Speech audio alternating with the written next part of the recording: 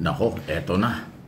Pinag-uusapan na naman po ngayon ang arrest warrant laban kay Senador Bato de la Rosa at iba pa na co-accused ni Digong Duterte sa ICC, Crime Against Humanity. At alam nyo kung saan nanggagaling itong balitang ito? Sa kampo ng mga complainant ng mga nag-file ng kaso before ICC noong pang 2017. Ang grupo ni Trillanes, grupo ng mga abogado ng complainant.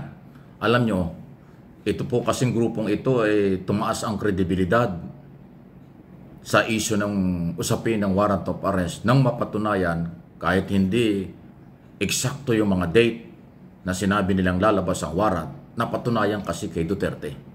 Napaulit-ulit nilang sinasabi, monthly may darating ng warrant, kinakantsawan sila. Hindi naniniwala sa kanila yung mga Duterte. Puro fake news daw, puro propaganda lang. Ay nagkatotoo. Inaresto nung last March, nung Marso si Duterte.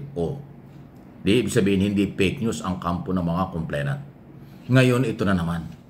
Umiinit na naman po ang kailang mga pahayag na sila'y naniniwala na sa lalong madaling panahon, anytime, ibig sabihin, lalabas ang arrest warrant laban kay Bato de la Rosa, dating PNP chief, na co-accused sa kaso at iba pang mga retired general at kung sino-sino pa dyan. Posible po na mangyari yan. Kasi ito pong mga complainant, abogado ng mga biktima, merong access, meron pong authority yan na kumuha ng update, bigyan ng update sa galawan dyan po sa ICC. Kasi sila ay, ano tawag dito, sila po ay officer of the court, yung mga abogado. Pangalawa, sila po ay merong karapatan na bigyan ng pinakahuling mga impormasyon mula sa ICC. Okay? Natural, sa kampo ng mga pwedeng maaresto na may mga kaso dyan, magdi-deny. Ganun lang yun eh. Pero siyempre, dahil nasimula na, alam nyo yung pagkakahuli kay dating Pangulong Duterte, yan po yung napaka-tindi ng epekto sa mga co-accused, yung kasama, kung di ako kakamali, 10 yata sila dyan. Nasa listahan si Sara Duterte, Bato de la Rosa, mga general na di umano'y nasangkot doon sa tukhang operation paglabag sa karapatang pantao. Ang sistema ho kasi sa ICC, hindi lahat, pag naglabas ng warrant of arrest, lahat ng pangalan nandun. Di ba dito sa Pilipinas, sa ating korte, pag nagpalabas ng warrant ang judge, kung 5, kung gaano karami yung suspect, lahat isang pangalan, nakalista ang lahat ng pangalan sa isang court order, warrant of arrest. Ganon sila eh. Sa ICC po hindi. Bawat isang warrant, isang tao. Parang ganon ang lumalabas. Kasi itong ibang mga akusandong ito, si General Bato de la Rosa, Senador Bato de la Rosa, Sara Duterte at iba pa, dapat kasama na doon sa unang order. Hindi po eh. Kaya nga si Duterte lang inaresto, siya lang nandun sa warrant of arrest na dala ng ICC. At ipinatupad ng PNP at ng Philippine government noong mga panahong yon. Okay, ganon din ang mangyayari dito. Kaya ako, personal ko pong opinion, okay, malamang mangyari na nga ito. Kasi itong impormasyon sa iso ng bagong warrant of arrest ay galing ulit sa kampo ni na Trillanes at mga abogado ng biktima na inuulit ko, meron silang karapatan bigyan at kumuha ng impormasyon sa ICC kung ano, dahil sila po ang complainant ng kasong ito. Tingnan natin kung sino at kailan. Pwede ring nandito na yan, hindi pa lang ho pinatutupad. Kasi mayroong malalim na pagpaplano. Hindi naman kasi ganun kadali ho yan eh. Katulad nung kay Duterte. Bago dumating yung warrant of arrest, matagal na pinagplanuhan. Inamin ni General Torre nung siya hindi pa PNP chief, siya ay CIDG director. Sabi niya, matagal na naming alam yan, matagal nang pinagpaplanuhan yan. At nung oras na dumating ang warrant of arrest, mabilis nilang ipatupad. Ganun kasi. Kaya itong kay Bato, kay Sara, at iba pang mga akusado dyan sa isong yan, kasama na ho yan sa pinagpaplanuhan ngayon ng mga otoridad. Pero dahil yan ay operational matter ng ating kapulisan, law enforcement agency, hindi na natin tatalakayin yon. May limit tayo, alam ko yan. Dahil ako po ay taga-media, alam ko yung limitasyon.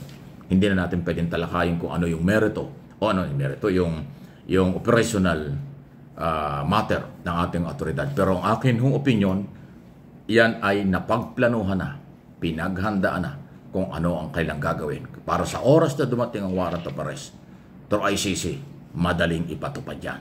Ayan, okay? Hindi naman ho pwedeng pagtaguan ni Bato ang Senado.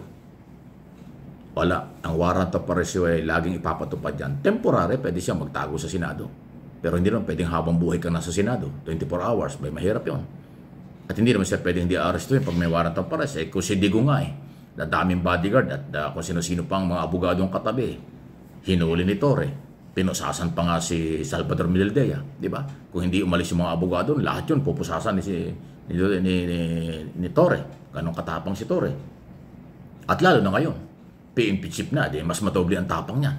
Dahil lahat ng pulis susunod sa kanya. Eh kung nung araw director siya ng CIDG, nagawa niya yung paghuli sa dating Pangulo, ngayon pa kaya?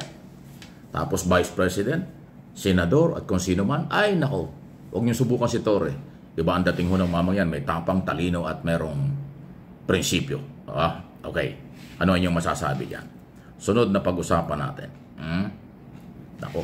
Alam niyo itong issue ng sabong, kahit na ito 2021 pa nangyari, kailangan talagang tuloy-tuloy po ito na umpisa na ho ang investigasyon at managot na dapat managot. Kasi ongoing po.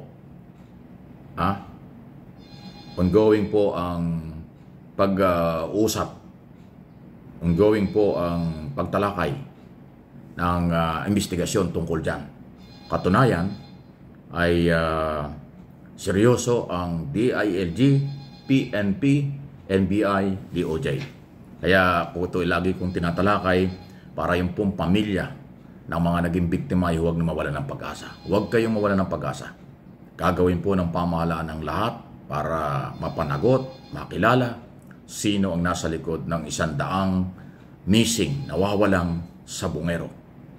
At ang galaw ngayon, pati sa Kongreso, sa Senado, may mga panukalang batas na i-amend na po yung batas na nagbibigay ng kapangyarihan dyan sa Pogo at isabong na naging talamak noong nakaraang gobyerno. Isabong at Pogo, pinagmulan ng mga krimen, pinagmulan ng mga illegal, base sa record ng Presidential Anti-Organized Crime Commission, Office of the President, NBI at PNP. Yan po ang malinaw. So talagang hindi mabuti ang idinulot ng Pogo at isabong na inapruban ng nakaraang pamahalaan. Kaya ngayon ang ginagawa ng gobyerno, ipatigil ito at panagutin ang mga taong nasa likod ng krimen, karahasan, paglabag sa karapatang pantao ng mga naging biktima. Okay? Any comment, reaction, malaya po kayo. Huwag kayong magsasawa sa lahat ng mga isyu na ating tinatalakay, ipinaparating natin sa mga kinauukulan. Sa inyo yan.